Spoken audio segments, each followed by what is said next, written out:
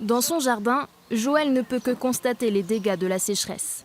Même si l'arrosage des potagers est autorisé de 19 h à 10 h chaque jour, c'est insuffisant pour préserver ses choux plantés début mai.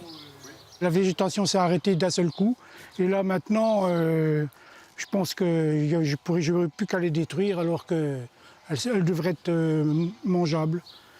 Le bassin de la Biètre englobe au total 6 communes. Ce sont environ 7200 habitants qui doivent respecter à la lettre les restrictions. Car pour ce maire, la situation risque encore de s'aggraver.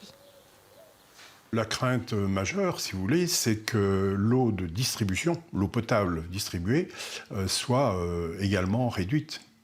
C'est qu'on a une restriction au niveau de la distribution de l'eau potable. Ça, effectivement, ça peut poser beaucoup de problèmes.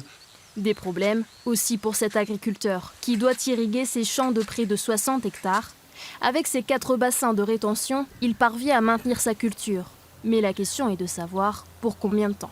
Le niveau d'eau d'habitude à cette époque-là, on est plutôt 15-20 août. Et là, nos bassins sont presque vides.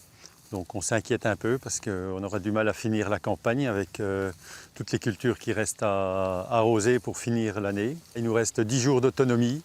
Et si la situation ne s'arrange pas, seule une partie de ce champ d'oignons pourra être récoltée et vendue. Il ne faut pas louper cette période-là qui est cruciale pour la qualité et le calibre des oignons que le commerce demande sur les étagères.